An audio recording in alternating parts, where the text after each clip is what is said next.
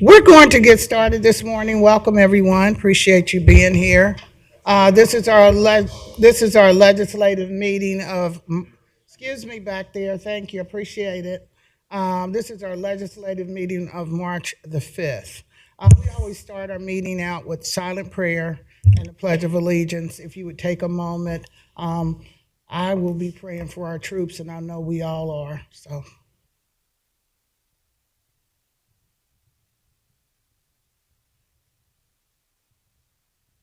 Amen. I pledge allegiance to the flag of the United States of America and to the republic for which it stands, one nation, under God, indivisible, with liberty and justice for all.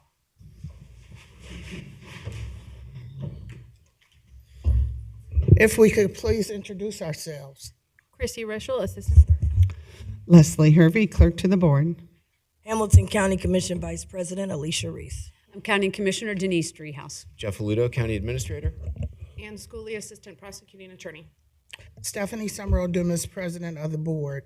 I'd like to make a motion to approve the minutes of the previous session. Second.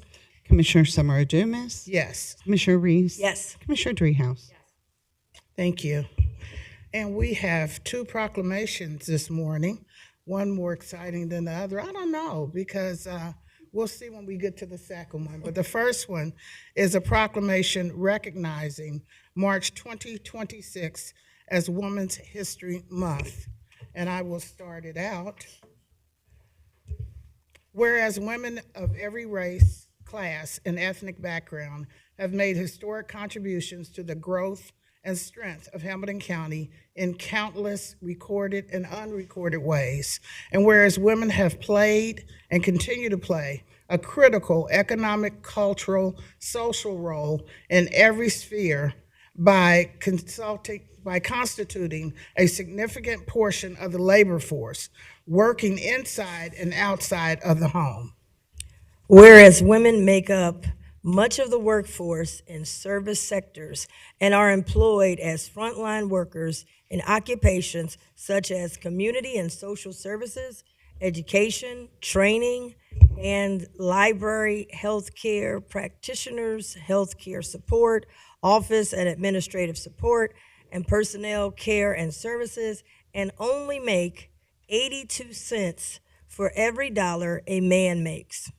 Whereas the number of women is growing in additional sectors such as business, engineering, information technology, banking, law, governance, medicine, planning and development, and others, where their influence is creating positive change. And whereas women have played a unique role throughout the history of our nation and Hamilton County by providing much of the volunteer labor of the community. And whereas women are particularly important in the establishment of early charitable, philanthropic, and cultural institutions in Hamilton County. And whereas American women have served our country courageously in the military, and whereas American women have been leaders in securing their own rights of suffrage and an equal opportunity, the abolitionist movement and the emancipation movement, the industrial labor movement, the civil rights movement, and peace movement, and diversity, equity, inclusion movement, in which in all cases created a more fair and just society for all. And whereas despite these contributions, the role of American women in history has been consistently overlooked and undervalued in literature, teaching, and the study of American history. And whereas Hamilton County enjoys more women in elected office now more than ever in our county's history, particularly at the county level. And whereas Hamilton County promotes and encourages women and girls to seek leadership positions in society, develop leadership skills, and facilitates partnerships between governments, nonprofit, and the business sector through the establishment of the Hamilton County Commission on Women and Girls and its role of making policy recommendations to the Board of County Commissioners in local government jurisdictions. And whereas Hamilton County recognizes and encourages the study, observance, and celebration of the vital role of women in American history and as a gesture of celebration, desires to recognize Women's History Month. Now therefore be it proclaimed, Hamilton County hereby designates that March is designated as the Women's History Month, calling upon all people of Hamilton County to observe March as Women's History Month with appropriate programs, ceremonies, and activities. Be it further proclaimed that the Board of County Commissioners of Hamilton County, Ohio, does hereby proclaim March 2026 as Women's History Month, and is signed by all our commissioners.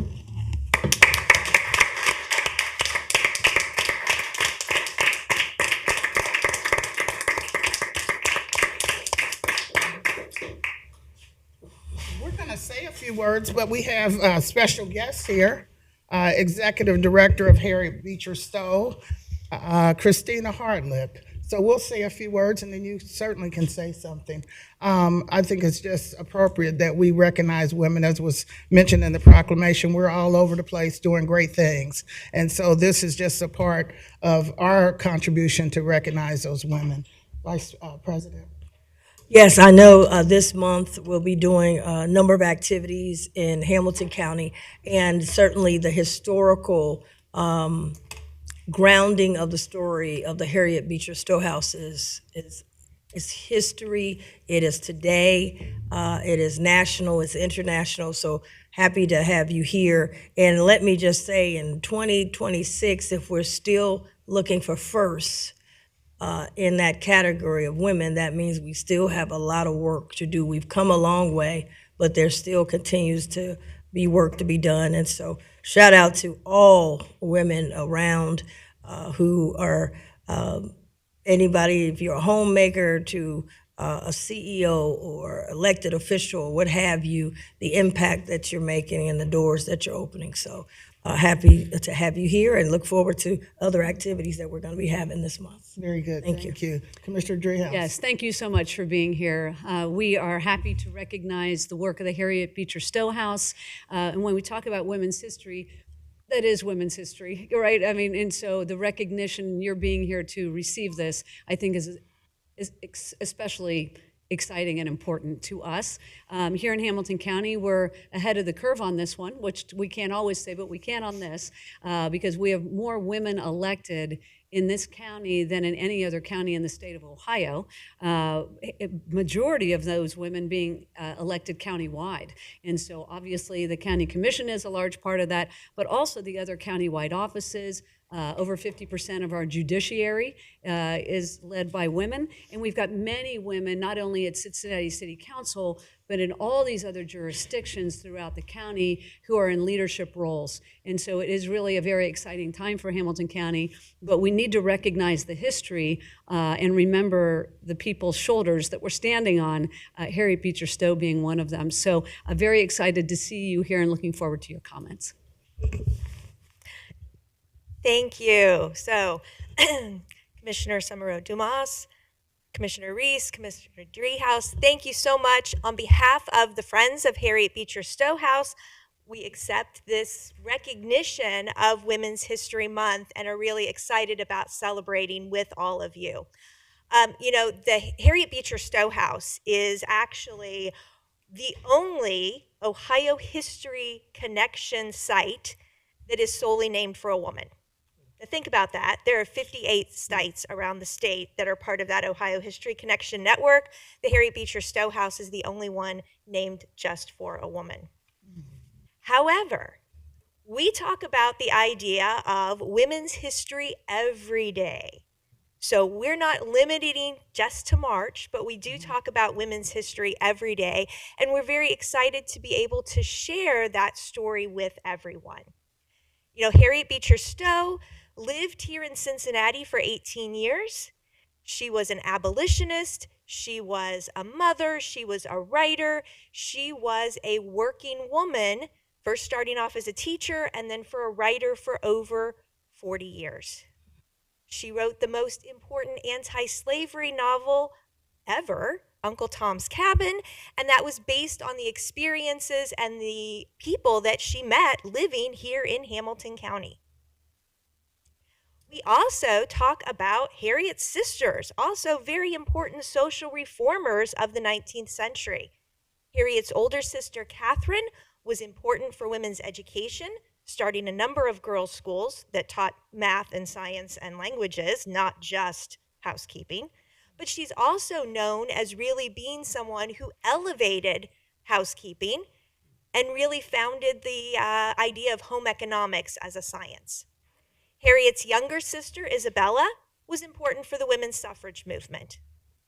And then you fast forward 100 years, and in 1940, the same structure that is the Harriet Beecher Stowe house, it was the Beecher family home in 1840, but in 1940, it was an African-American boarding house and tavern called the Edgemont Inn. It was a community gathering space, and it was listed in the Green Motorist book. The proprietors, successive proprietors, African-American women named Carrie Stewart and Irene Bacon. So we celebrate them and their accomplishments as well in terms of being able to carry on and keep the family and the home and the community together in Walnut Hills, which was the Black business district in the mid-20th century. We tie our interpretation together by saying this house really is a witness to generations using their voices for truth in our nation's struggle toward freedom and humanity for all. As we are in the 250th anniversary of the United States, the semi-sesquicentennial, I know that's hard to say, but we are still in that process of struggling to make sure that we have freedom and humanity for all. And that's something that we take very seriously and something that we are very empowered to work towards.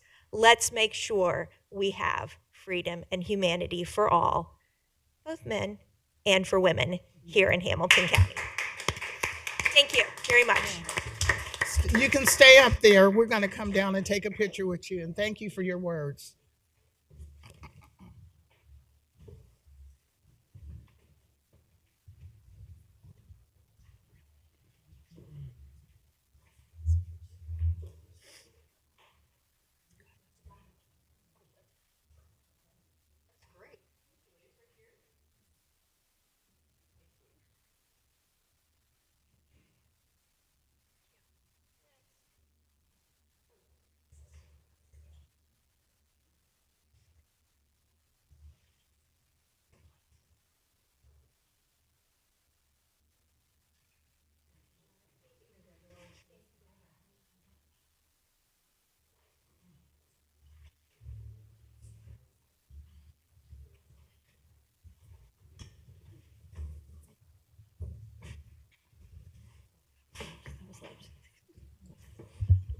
Okay, we have another proclamation that is just as important because we have to make sure that when severe weather comes around that we are prepared. And this is a proclamation recognizing March 15th through the 21st, 2026 as Severe Weather Awareness Week in Hamilton County. And so we'll read the proclamation. Whereas severe weather conditions, including tornadoes, flooding, and thunderstorms, pose a threat to individual safety, property, infrastructure, economic well-being, the environment, and key resources in Hamilton County. And whereas investing in preparedness and educational resources for individuals, families, and businesses can reduce harsh effects from severe weather conditions and enhance overall community resilience.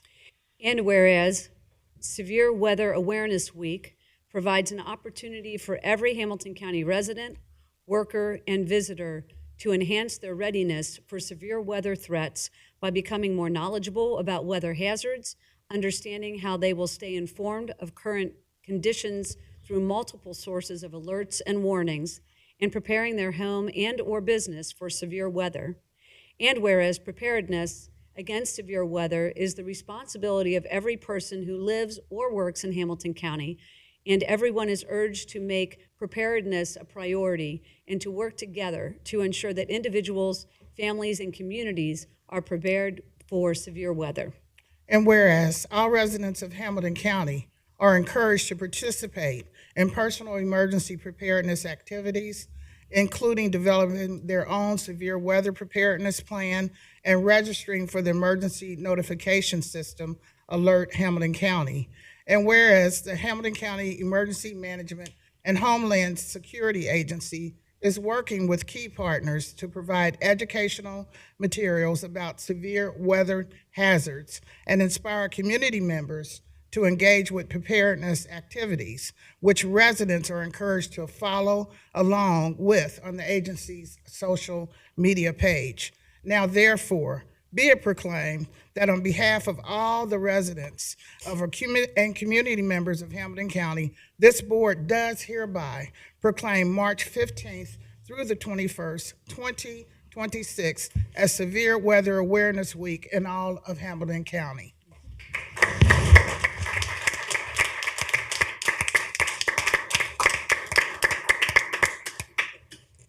Okay, we'll say a few words and then I know you have a few to say. Well, thank you, Nick, for all your hard work, the wonderful staff that you have. And I'm not going to be repetitive. I always say I sleep better knowing that you're at the helm, and also knowing you're a social worker, that compassion when you do everything that you do. So thank you once again for all your hard work. Vice President Alicia Reese. Yeah, looking outside, we know we need this more now. I think before it was hard to convince people, they say, every now and then, but we're faced with it not only here, but across the country and right across the bridge and all that Kentucky has been through as well. So, I think people now understand more than ever that we've got to stay ready so we don't have to get ready. And so we just want to thank you for that. And this is just a re-up and a reminder to folks that this is real, has real implications. Weathers are changing, and I love my weather people, but they don't always get it right because they're not Mother Nature. They're not in charge.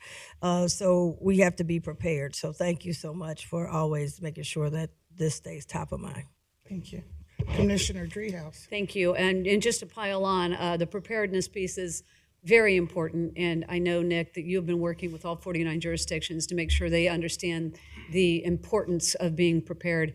But we just spent some time on Capitol Hill lobbying for resources for you to continue to do this work. And you are very well respected. You are very well known on the Hill, and I attribute your work to that. You've really worked hard to make sure that Hamilton County is front and center for our delegation that represents this community. And so I am really grateful for all your efforts and your perseverance in that work. And just lastly, it's not only preparedness, it's also response to emergencies when they happen. The Norwood flooding comes to mind. And so thank you also for being at the ready for when something does happen and it's catastrophic to a community.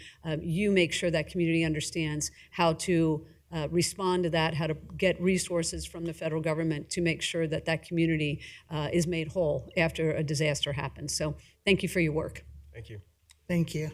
Well, it's always a little bit ironic when we come in for severe weather awareness and we're sitting under a flood watch and a flood warning over the Great Miami.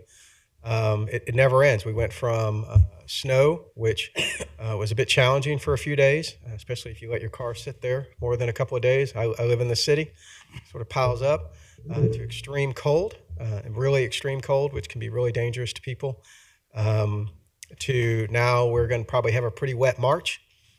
Which is never good. You have not only the riverine flooding, could have flash flooding, and of course landslides are becoming a little bit of an issue again around the county. So I think there's, and then we slide into heat and extreme heat. So not to be Debbie Downer, so to speak, but it's incredibly important, and we work hard every day to not only educate the residents of Hamilton County and the businesses and everybody else and our elected leaders about everybody's responsibility to be prepared, but also to make sure that if something happens, we are prepared to respond. And I only say that as the federal government goes through its proposed changes to the National Emergency Management System, transferring a responsibility to the state and the locals even more so than we already have. It's not a surprise to me. Everything rolls downhill, so to speak, when it comes to policy. But so we're being as prepared as possible so that if we do need help, we know exactly what to ask the state of Ohio for, and then they can pass the word on to the federal government and to make sure that if something does happen to here, we can recover as quickly as possible. So I thank you for recognizing Severe Weather Awareness Week and all the hard work that we do on a daily basis. And we thank you. We're going to come down and Thank take you. a picture.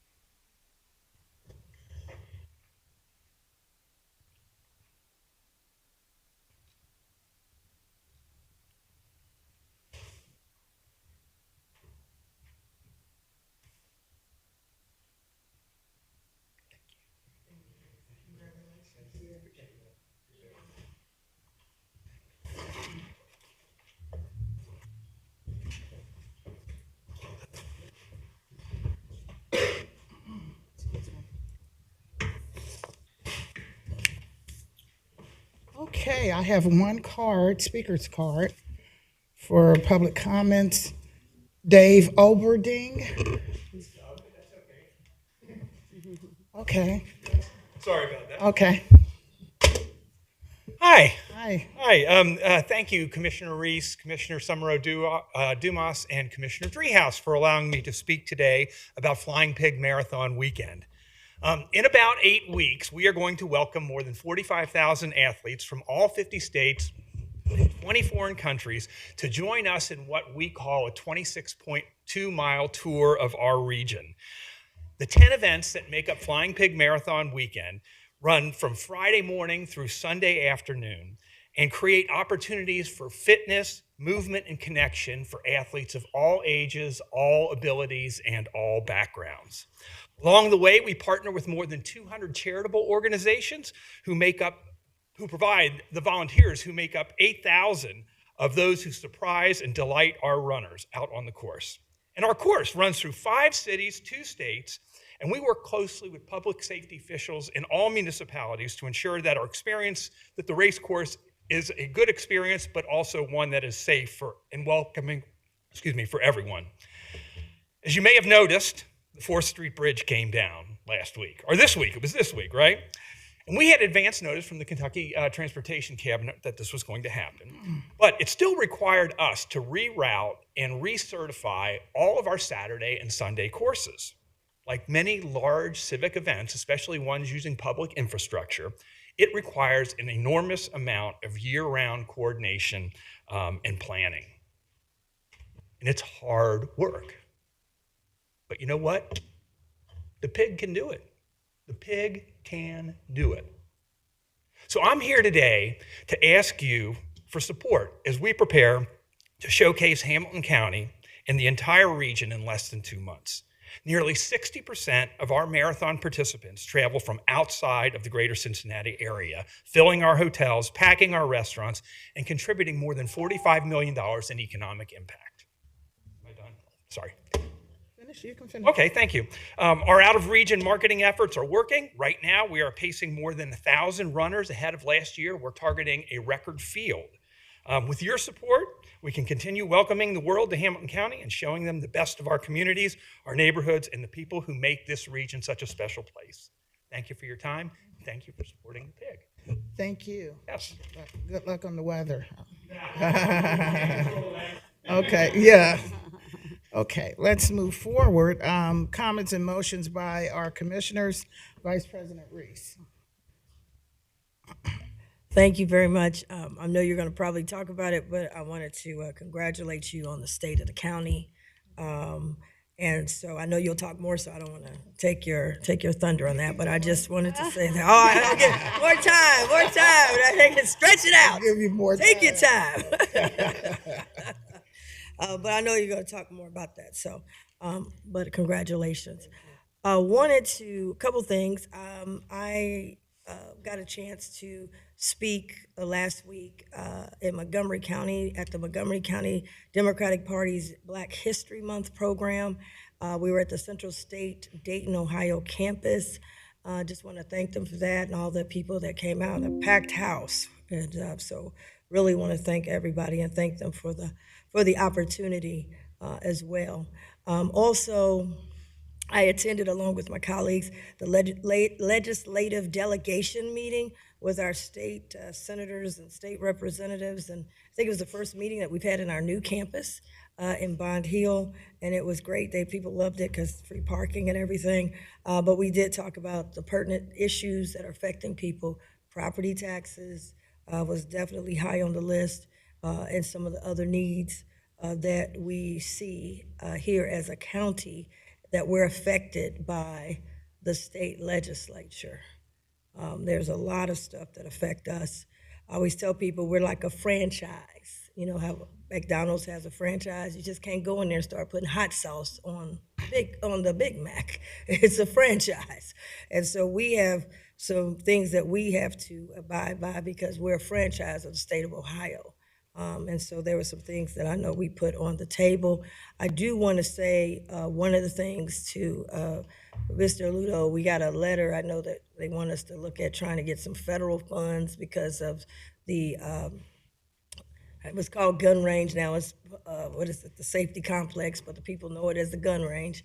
And I'd like for Mr. Ludo in his comments to talk about, they said the costs have gone up because of tariffs. I want to say this.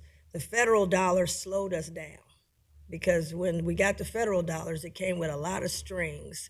If we didn't have those strings, we would have avoided the tariffs. We had to wait on the EPA, then they wasn't coming out, and they didn't know if they're gonna make it. And I remember Senator Sherrod Brown had a new chief of staff, and I remember calling a meeting. They wanted to meet to say hello, but when I met with them, I told them, get the EPA down here immediately, because we're in a safety hazard right now. That gun range currently, owned by CPD, is a safety hazard, is an environmental hazard, but it slowed us down. So I just want to say, I'm okay with signing letters, but I would like to have us look into the state. If there's some state capital money, we need to slide in. And one of the legislators said, hey, if you need some help, let me know. And I want to say we should be letting her know. I like to get the quickest, easiest dollars that don't have strings. And I like to know from Mr. Ludo how much it's gonna cost, because we got a shovel in the ground, and we gotta get this done. I think it's, I don't know, 26 million originally, and we put in almost 20. We trying to close the deal. And I know there were some things we didn't foresee, but anything that's gonna slow us down with red tape, I'm not for. We don't wait it too long. And we've got to get this thing finished. And I know my colleagues also share the sense of urgency. But I wanted to put that out there because people want to know what's happening with that gun range. And that was brought up at our meeting, among other things. In addition, make sure I got this. I traveled to Chicago. Reverend Jesse Louis Jackson's funeral will be this weekend. But there were a number of things and activities that happened. And I went to the viewing with the family. I come up through Rainbow Push. It was pushed and Rainbow Push. When I got there, they said, man, we've been with you since you were 7 years old. We're so excited to see you coming home. It's like a homecoming. My father, Dr. Stephen Reese Sr., a close friend, they were so happy, hugging. Congressman Jonathan Jackson and Jesse Jackson Jr. hugging, and just the emotions that was in the air. And I want to also mention that Pastor Quentin Monroe also went with us. And I want you to keep Mrs. Jacqueline Jackson, Dr. Jacqueline Jackson, Women's Month. This woman's been in the movement herself and she haven't been feeling too well. They took the body, when we left Chicago, the body was headed to South Carolina. It was a processional on the highway, and it went through Kentucky. Kentucky Governor Beshear had all the flags. We had the flags in Hamilton County, but they didn't come through Hamilton County, but they came through Kentucky, and they went to Nashville and stopped. They went to where Dr. King was assassinated in Memphis and stopped. And then they headed to South Carolina, where he was from, where he announced for president in 1988. And he was at the Capitol in South Carolina. She had gotten ill when they were going through and had to go back and return to Chicago. So please pray for her strength. Like she said, she's holding up. She's a very strong woman, but this is a lot for her to do. And then some say, well, then it went on to, he went on to D.C., and then he has headed back to Chicago.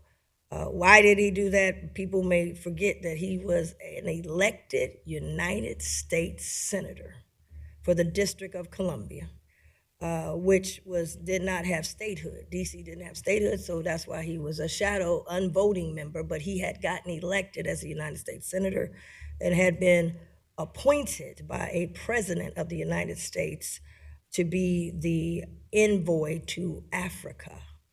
So he had all these components of civil rights and electoral rights and all those things.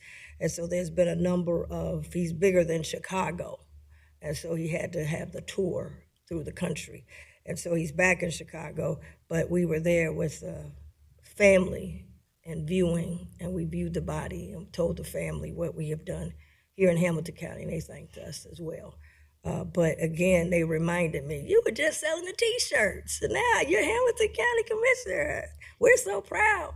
But we must keep his hope alive is getting registered and voting. You don't do anything else. You don't remember anything else about Reverend Jackson. Remember, he said, have a diploma in one hand and a voter registration card in the other. So that was, it was amazing, and how organized they have that thing. They got the drones and everything. They cut your phones off when you hit the certain blocks, and the police was super nice. Everybody was so nice. So just wanted to please keep the family, her and the family, all the family in prayer. The other thing is, yesterday we kicked off the 513 Relief Bus kickoff at Corinthian Baptist Church, and the place was packed. I'm talking about people were standing in line around the building, waiting for us to get there, because this program works with results. And all the 60 partners, they were coming in wheelchairs, walkers, canes. Some came back just to say thank you. It was our 300th stop, but more importantly, it's our 5-year anniversary. I can't believe 5 years ago was just an idea. And now we've helped over 50,000 people. So I want to thank everyone from the 513 Relief Bus team that helped out: Trevina Adams, Arlene Divil, and Scott Wilson, Lisa Webb, and so many more. I want to thank Corinthian Baptist, who is we now gone from just having it there. They are actually our neighbors and partners with our new facility being there. And it was just a great thing. And thank all the departments. We had some departments that came out. I saw the treasurer was there, the recorder came, and they were having some actionable things that happened. With that, and in UC Health, we did birth certificates, Veterans Affairs was there helping people, fresh produce, thank you, biometric screenings by UC Health, and so much more. Now, what I want to say, I've received a memo about this year with the 513 Relief Bus. And I wanted to say this because my colleagues, we can't talk to each other directly. And I talked to Ludo, and then I received this on the same day we had the kickoff, which I don't know how we was typing if we had 1,000 people at the church. But here's the deal. This bus is designed to be actionable with services. This is not the training bus. And I've been seeing now we want to get into, it's good, we want to have student nurses and so forth on the bus. That's great. But it should not be for the 513 Relief Bus team to be training, because we got a short team anyway. I'd like to see the HR department be involved, because we have a fellowship program already and it can be tied in. There are some things I want to say that I am not interested in making sure this bus becomes just smiling and grinning. It must be measurable. I've asked the Ludo many times, and we had the money. We gave back money from ARPA from this program. I want a professional hired to measure. On the banks, we run and got economic impact studies. We're asking other people to have economic impact studies. We are underreporting the people that are coming there and what the services we're providing. We provide medical with no copay, so there has to be a number on how much they would have paid. We're providing people come there with multiple services. Now, it can't be done with the same 3 people we got out there. But what I'm concerned about is I do not want this bus. This bus is phenomenal. It's one of our number 1 things. If you did a survey right now, the people, this is going to be our number 1. It takes Hamilton County, whether you're in Cleves or Anderson Township or Avondale or Bond Hill. So we can't have it where we just get comfortable and just do just to do. I'm not checking no boxes. I want to help somebody. There was a lady that came that was blind. Her husband brought her. She said she went to the Institute of Blind and she wasn't treated with respect. And she said she came to our bus and she hugged me and hugged me so tight I didn't know what to do. She said, I'm finally getting respect. I got some help because you're keeping the heat on. So what I'm saying to all this is I had asked for these big event days, but these days got to be measurable. And I'm disappointed that I've asked 100 times to put in a budget where you get a third party that can research this. If you can research everything else, when the chamber comes with something, they got some research. Flying Pig came with something, they had some research. Everybody's got research. How do we have all these people? And then the photographers left. I had to get my own photography. They left and everybody went home. How's the commissioner there longer than the people that's supposed to be working the project? The videos and the cameras and getting people to find out what they need and how this has been good, they all went on home. And our building is right next door. Columbus now has a bus. I met with someone the other day, chairman of the Democratic Party for the state. I said, hey, we got a 513 bus. She said, oh yeah, Columbus got one. I asked, how is Columbus financing it? I have not gotten a report. Now, if we don't have the vision to take this to the next level, then we've got to talk about it. We can't be first, like we in the race, and then we get passed up in the race before we get across the finish line. Now, on the healthy day, they gave me the report today. Now, I've been out at Corinthian all day yesterday, and I don't know how all of a sudden I get a report on the 4th. Ain't today the 5th? And wasn't we out at Corinthian yesterday? So how'd you have time to send me a report when you're supposed to be out at Corinthian Baptist Church helping the people? But in this report, it has Healthy Aging Day to be in September. It can't be in September because all our money for seniors is gone by September. So last year, people came out, they line danced, we had some soul food, but we didn't have nothing to help the senior citizens. We had a bunch of booths that said, oh, you're too late. So I said we got to move it up to April 1st when we kick off the money that we've given to help people with their gas and electric. That's the day they're gonna take the application for senior citizens. Now, when I asked that, they ignored me. How you gonna ignore me? And this is my initiative. Each of us have initiatives. I wouldn't want women and girls to be ignored. If Commissioner Driehaus says something, because she initiated. If Inspire has something, I wouldn't want to ignore. This has to be moved up. We're not looking to have only line dancing, cornbread, and no help. We're not looking to have a photo shoot for senior citizens. We're looking to have something. So Columbus has their own senior citizen office. I asked Mr. Ludo for a senior citizen office. He said, oh, we can't do that. We got the Council on Aging.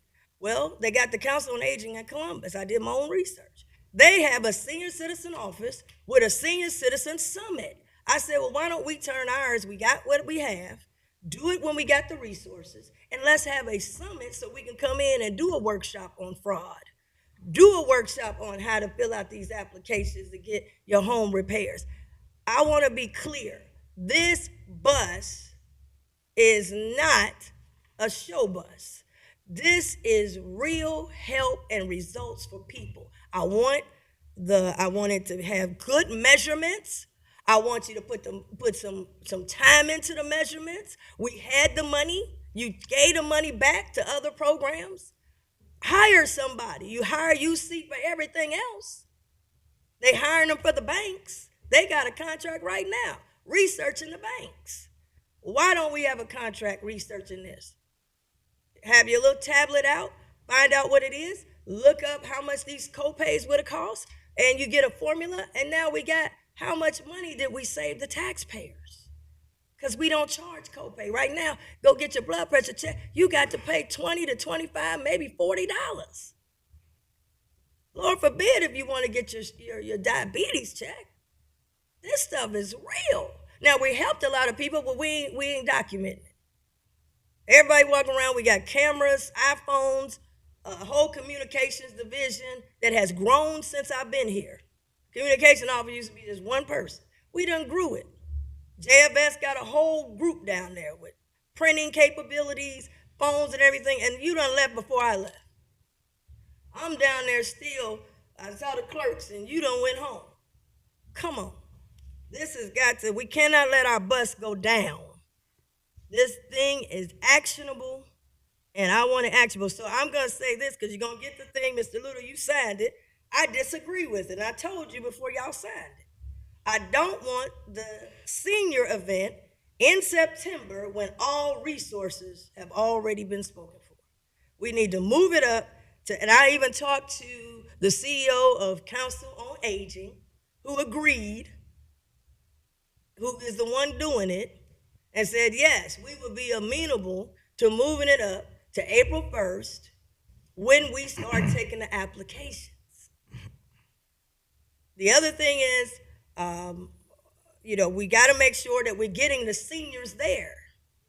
We only got one group of seniors. We got seniors all over this county. Every facility should be there. Pro seniors should be involved. So I wanted to put it out. I tried to say it privately, but it don't seem like it's going anywhere. So I got to say it publicly. I want documentation and measurement. We're undercounting people. We're not even looking at the services that we're providing. We have no dollar figure on it.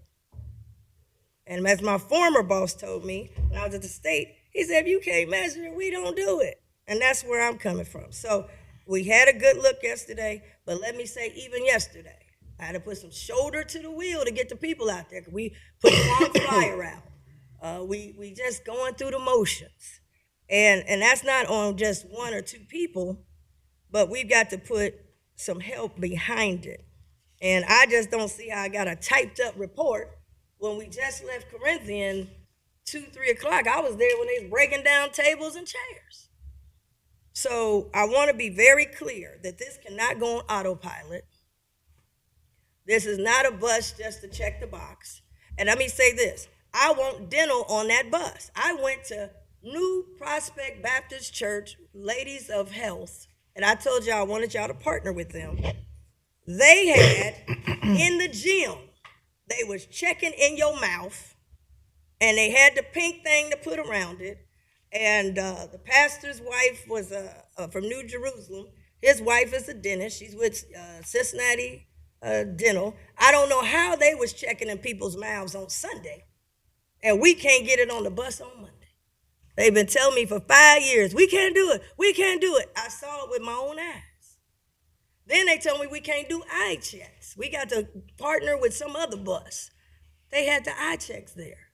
So I appreciate y'all giving me this time, but I needed to make sure of this because other people are doing buses and they're starting after us.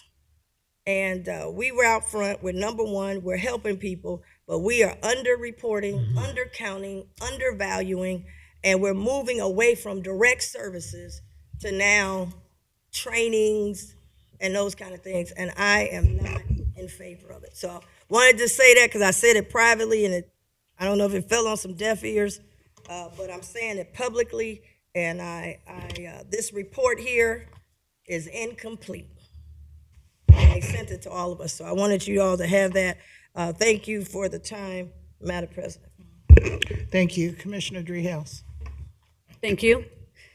I too wanted to mention the state of the county. I thought it went very well. Thank you. I was glad to be in attendance and to hear the rundown of all the things. So thank you for doing such a good job of that. And the recognition of the employee at the very end was very, very nice. He was very grateful, and I was glad that that was part of the state of the county. I thought that was a nice touch. I also wanted to mention the delegation lunch and thank those that attended from our delegation. That is always a very well-attended lunch, and I think it speaks to the partnership between the county and the state when it comes to aligning around what is important to the residents of this county. And so always grateful for the partnership. It was a lively dialogue and conversation. They listened to us, we listened to them, and I think we all learned something from the dialogue.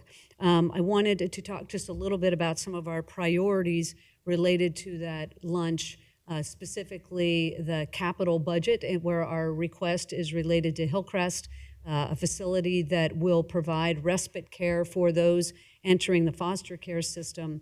And I think it's incredibly important that we continue to rely on the state to provide resources to help us. We're getting it together ourselves, but could certainly use some financial investment from the state. We've gotten some. More would help us do more. And then as far as the safety complex goes, I understand that we should be hitting that on all fronts. We did, just as a reminder, we did reach out to our federal delegation, as has been stated and as was noted, to them at the federal level. The reason for the increase in the cost for the safety complex is primarily related to tariffs and the price of steel. And so that was conveyed to both of the senators in Ohio and both of our members of Congress. They all do congressionally directed spending. And so the request was from them to help us with that cost gap. All of them said, where is the nexus to the federal government? And all of them heard it's related to tariffs. And so we could draw a very clear line to the gap because we had a financial analysis, it was accurate, and it has changed because of federal policy. Thirdly, I also was out at Corinthian yesterday for the 513 relief bus.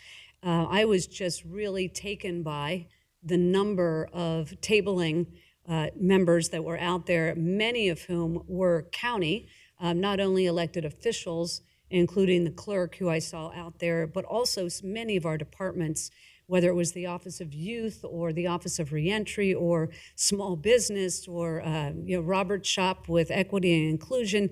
It was really a great display of all that we have to offer here in Hamilton County. In addition to outside partners, a lot of health providers were there. And so I too wanted to thank Trevina and Arlene for helping put that together. I know there were many, many partnerships that went into that, but I've never seen so many resources in one place. And it was really a tribute to the work that went into that event. And I am grateful to the people that were there, getting information, getting resources from the folks that were there in partnership with Hamilton County. So a big shout out to those. And Commissioner Reese, as you say, your initiative, and this was kind of the kickoff, and it was just very well done, and a tribute to that idea and where we've taken that as a county versus where we started. So a real tribute to that. And then lastly, I just wanted to recognize that Cincinnati Chamber of Commerce had their annual dinner, and they always recognize leaders in our community. And I just wanted to doubly shout out some of these folks, Francie Hills, Jeff Weiler, Pete Strange, and Dr. Karen Bankston. I was able to go to the reception and see some of these individuals and congratulate them. And grateful to the Chamber, there were so many people there to celebrate these individuals in our community. I think we can't do enough of that, celebrate those that have led in this community on a variety of fronts. And so I just wanted to thank the Chamber for putting all of that together, and I wanted to doubly recognize some of those that they recognized. That's all I have. Thank you. Thank you so much. Just a few things that I have. I want to mention once again the delegation, the legislative meeting that we had at Central Campus. They loved the building. I don't know if they went on any tours, but they were happy to be there. As was said earlier, no parking issues or anything like that. I'd like to just mention some of the items that we discussed. The Children's Service Levy was brought up, fiscal sustainability, the local government fund, and we talked about the Indigent Defense Fund, among other things. And then we did an update.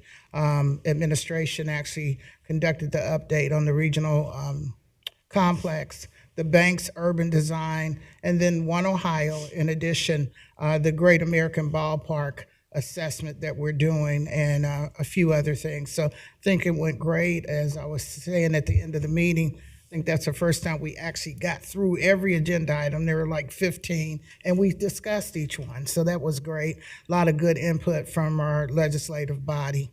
In addition, I'll wait on that. The Hamilton County State Capitol Task Force that I'm a part of, we've had about 6 or 7 meetings. Our final meeting will be on March the 12th. Yesterday, we had a meeting where we looked at the applications and consideration for funding. And I will say that Hillcrest is one of the ones that Hamilton County came forth to try to fund. So we'll find out very soon whether or not that funding has gone through. The Regional Chamber Legacy and Promise Annual Dinner was mentioned earlier. I did not attend, but my staff did attend, and so I heard it was a great event. And then I also am part of the Corba Maritime Group, and they were saying they never really had any county officials on there, elected officials, and they talk really, and it's really interesting, they talk about the river and the connection of the rivers, Ohio River and the other rivers, and the condition of the river and the barges, and they talk a lot about building more ships, which is very interesting, and they're starting an apprenticeship program to teach people how to build more ships because the ships are so old. So very interesting. It sounds boring probably to some, but it was interesting to me. And then I participated with the CCAO Human Services meeting. And the primary focus of that is the rate cards that they're trying to get started as it relates to JFS. And if there's an error above 6% as it relates to the allocation of funding, that, excuse me, that has been going out to families. If it's an error on the staff, it's an error on the family who did not give legitimate information, it doesn't matter. If it's above 6%, they will pick out certain cases, that the state will, and then we will have to pay the money back. They really said it may come out of our general fund. So we're working real hard and to try to make sure it's a fair system when that starts. And lastly, the State of the County address. I thank both my colleagues for being there on March the 3rd. I was really excited about the numbers of people who came out, and also there were a number of people who watched it on Facebook and YouTube. I think what's especially important to me is that the message got out, the message that I wanted to give as it relates to the board. I hesitated a little bit about bringing up COVID, but it is where we came from and how we got where we are and how we have additional monies that will end in December the 31st. So I didn't spend a lot of time on it, but we had to say something about it. And so I think people responded when it was over about their clarity on what the commissioners do. A lot of people don't know. And so on that list of things that we have done, I left out a lot of stuff, because we are doing so much positive in this county, and I'm really proud of it. And as was mentioned earlier, Thomas Haywood was an employee who has committed 51 years of his life working for Hamilton County, Ohio, and he was very pleased with his plaque. I'm sure we'll have some pictures as it relates to that. And I think lastly, and I want to thank my family who came out, and they were, of course, very proud and appreciative of, they really learned a lot about what I do more as a commissioner. And so the media is also very, not important to me, but how can I say, when the media gets the message, that's really important to me. And as I read some of the articles yesterday, and that evening, a little bit later, they got the message, which means the people that read their information, the residents got the message. So that's what's really important, that we are workers up here, and we are not just twiddling our thumbs and getting money and not knowing where it's going, and we're not leaving one stone unturned as it relates to who receives services, and we're doing the best we can to diversify where the funding goes, and the administrative staff is just awesome. I want to thank them. So as we were preparing for this state of the county. And we said we needed a few things here, a few things there, and they were so receptive. And of course, last but not least, my staff, and I say small and mighty, Bishop Bobby Hilton, my chief of staff, and you heard his voice up in the air. I don't know, somebody said the voice of God. They call it the voice of God. Yeah. Voice of God. Yeah. And Kimberly Lee, my executive administrator. So we pulled it together, and just glad I don't have to do it anytime soon. So, but thank you all for all your support. So that'll end my report. Jeff Aludo, you have something? Thank you, Commissioner. A couple of comments first. On the subject of thanking staff, just a couple of thank yous as well. I do want to thank Anson. The board all brought up the delegation meeting, and I used to try to pull those off myself before Anson was here, and I know how challenging they are. It's a bit like herding cats with a lot of other complexity to it. Anson has formalized that, professionalized it, and just doing a much better job now of coordinating those events, and the new digs don't hurt either. So, but want to thank Anson for that. Commissioner, I want to thank you for the recognition of Thomas at the state of the county. Whenever you've got someone who is over 20 years in public employment, that's great. But to be over 50 since Bill Brayshaw, I don't know that I remember anyone with that level of service. So I wanted to thank him. Also thank Nick. Didn't get a chance before he left to thank Nick and his staff for all that they are doing to help navigate everything they do, severe weather, other types of emergencies. But given the proclamation today, just wanted to thank Nick for all the work that he and his staff do to make sure that we're safe and that the board is kept updated. And finally, on that same note, on a sad note, I just wanted to let the board know that we've had a couple of departures recently from county staff, and Erica Thomas, who is the small business development specialist under Robert Bell in our Office of Economic and Community Support. Erica is leaving us, I believe, this Friday for a different opportunity, which I think will work out very well for her. But just want to thank Erica for all of her service to the county. She's done a great job streamlining and, again, professionalizing the policies we have around inclusion that the board has put in place. I just want to thank Erica for her work there. The board did have a question about the regional safety complex. There is a staff report coming on the costs associated with that. We have seen some increases there, a significant portion related to tariffs. So that is, we'll better define in that report the implications of tariffs on that project. We are still committed, though, to bidding out phase 2 of the project. And keeping that on time. We don't want to turn away the potential for federal money, but Anson is working with our legislative delegation and with our federal lobbyists to make sure that, to the degree we're going to accept federal money, that it be money that we are certain will not hinder the timing of the project, because that did happen with phase 1. There was a lot of initial environmental review that had to happen. And with federal money, as was indicated, if they're going to give it to you, you can't. They've got what are called choice limiting actions, and there's certain things you can't do, or you can't spend $1 of money until you've done these things. We want to make sure that these same limitations won't be in place if we receive an additional round. So more to come on that, but I just wanted to let the board know there was a more formal staff report coming on that. Can I ask a question? Sure. On the topic of tariffs, both senators, when we were in D.C., asked about the impact of tariffs not only to the regional safety complex, but also other projects, particularly MSD. And we have seen Diana Christie provide us with information about some of those impacts related to one project.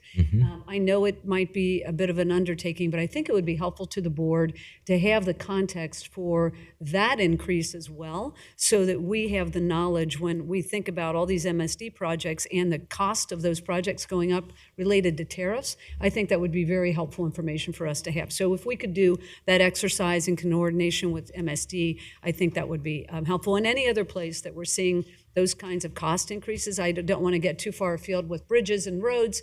I know the engineer is here, but these impacts are real, and the county citizens are paying for it. And I think we need to have that information in front of us. Yeah, happy to reach out to MSD and see if we can get something pulled in, and other public works projects that we have going on as well. Great. Vice President Reese, you had a question? Yeah, I just wanted to, I know you said a report is coming, because I have a great concern that this project gets slowed down, this regional safety complex, because they've been waiting decades. I would want to have a plan B, because I may not have similar confidence, because what used to be done in Washington, we're seeing is not being done unless you hear from that guy sitting in the Oval Office. It usually seems like it's not happening. And so I don't know how much authority the United States senators have, or the Congress at this point, with any type of funding of things. So I just wanted to have a plan B, and I just think if this, we have to send up the state capital budget. I know President Dumas sits on that board, Summerall Dumas sits on that board. As they are doing that, I just think we need to keep in mind, if there is an opportunity to get some money, I don't know, it might not be, but I don't want to put all my eggs over there, because what used to be done just seems like it's not happening anymore. There's one person calling the shots. And the other thing I have some concern about is also, when we were doing it the old way, it was the federal money that slowed our process down. I mean, the red tape was unbelievable with the EPA and all that. We would have probably we wouldn't have had the tariffs, because we would have been moving. But we had to wait and look and all that. So I do want to get a timetable realistic.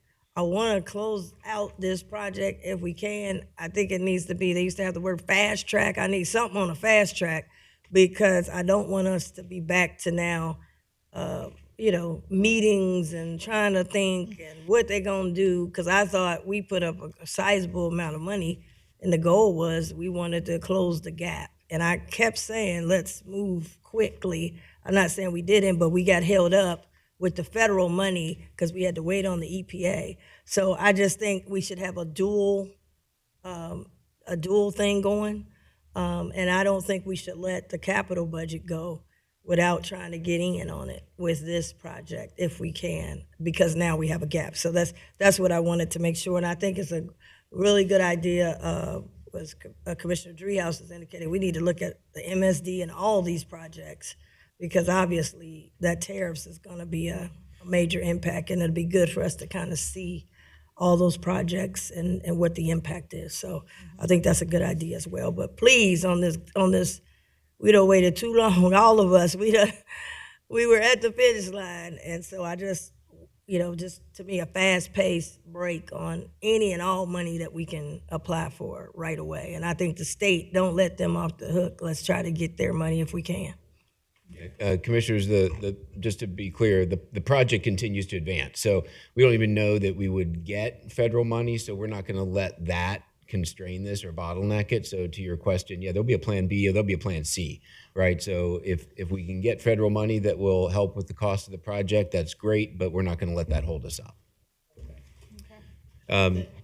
I'm sorry. You have a by leave? Yes, I do have one by leave item today, Commissioners. This is by leave number 1 in your packets. This is a resolution authorizing the administration to enter into funding agreements for the implementation of the large tourism event grants. Just summarizing this would be $450,000 to the Cincinnati Regional Chamber Foundation for Blink, $500,000 to the Santangelo Group for the Cincinnati Music Festival, and $50,000 to Pigworks for the Flying Pig Marathon. I think the board has had conversations about this. We had a staff meeting presentation about it, so I don't know that there's a whole lot more to say. Happy to answer any questions if there are any. Otherwise, the administration recommends approval. Thank you. Vice President Reese. Commissioner Driehaus. We've had a lot of conversation about this, so I'm grateful that we're voting on this one today. I have a couple words to say. my question is, how long are we going to supplement these entities, these large events? We started this during COVID to help them to get their feet on the ground and to be able to be successful, and I think that has worked. And I also believe that the economic impact will happen without our $1 million, and I think that we should keep that $1 million for something else in our reserve. So at this point, I will make a motion to adopt by leave one. Second. Commissioner Summer Dumas, No, Commissioner, excuse me. I gotta, then I have to, don't I have to adopt I don't think so. if you're voting no? I was going to abstain. Does she have to introduce it if I'm abstaining? She should. Okay. Okay, I make a motion to adopt by leave one. Second. Commissioner Reese, Yes. Commissioner Dreehouse. Yes. Commissioner Summer Dumas. Abstain. Thank you. Okay. We have one regular agenda item. Welcome again. Thank you. Good morning. I do want to praise Nick Crosley for the work they do. Our office currently has 5 roads, county roads closed due to high water. Continues to be a problem. Nick mentioned landslides. With the saturated soil, that could become an issue soon too. So we appreciate the work they do, and they work closely with us, and that's much appreciated. Our item today is a resolution authorizing the county engineer to prepare and submit fiscal year 2027 application to participate in the Ohio Public Works Commission, state capital improvement projects, and or local transportation improvement projects, and to execute agreements as required. Currently, we're looking at applying for 2 landslide projects, one on East Miami River Road at about $1.4 million, and one on Cliff Road at about $2.1 million. We're going to apply for a 70% grant for both of those. Any questions? Yes, I do have a question. I'm just trying to make sure, not just on this, but the grants that we go for, a lot of times they want us to do matching. Is this a matching Yes, grant? this is a competitive grant. You have to put in locally at least 10%. The more you put in locally, the better your score is. For both of these, we are going to put in a 30% local match. Okay, and we have the money. Yeah, that'll come out of the Road and Bridge funds, yes. Thank you. Thank you, Commissioner Dreehouse. No questions. I make a motion to adopt item one. Second. Commissioner Summer Dumas. Yes. Commissioner Reese. Yes. Commissioner Dreehouse. Yes. Thank you. Thanks. I had to ask the clerk after the meeting to just check for me on that Roberts Rule issue that I think as chair I can make a motion for the last item that we approved, the by leave. Just check for me to make sure. Okay? All righty, thank you. Consent agenda. Let's move forward. Thank you, Commissioners. Consent agenda starts on item number 2 in your agenda packet. Item number 2 authorizes the purchase of 2 2026 Ford Escapes for planning and development, $62,979. Item number 3 is the purchase of 2 Kia K5s as replacements in the Sheriff's Office, $47,794. Item number 4 is the purchase of 1 Ford Explorer for Hamilton County Soil and Water Conservation District at $46,259.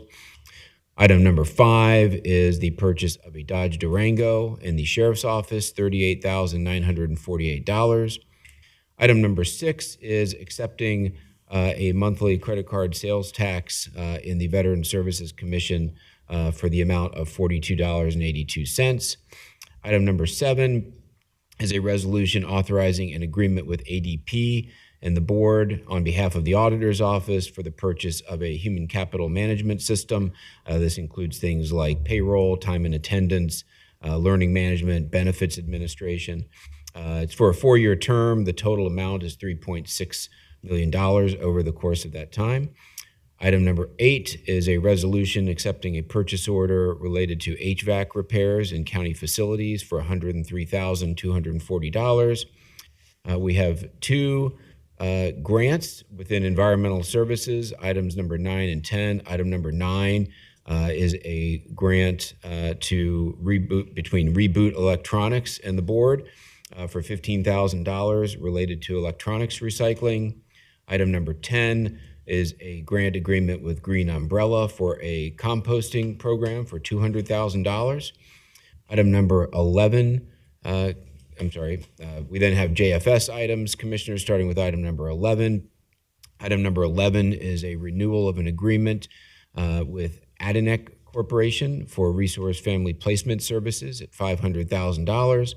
Item number 12 is a renewal of a single source agreement with Legacy Residential Homes for group home services at $485,000. Item number 13 is an agreement with the prosecutor's office for attorney hours related to a review of 4D criminal non-support cases. This is $152,982. Item number 14 is the renewal of a agreement with the prosecutor's office also for general office services at $3.28 million. And item number 15 is executing an agreement with the Court of Domestic Relations for the purchase of magistrate hearings related to 4D cases. And that's at $119,831. The total of those JFS items total $4.4 million. And I believe that concludes the consent agenda, Commissioners. Thank you so much. Any questions or comments, Vice President? No questions.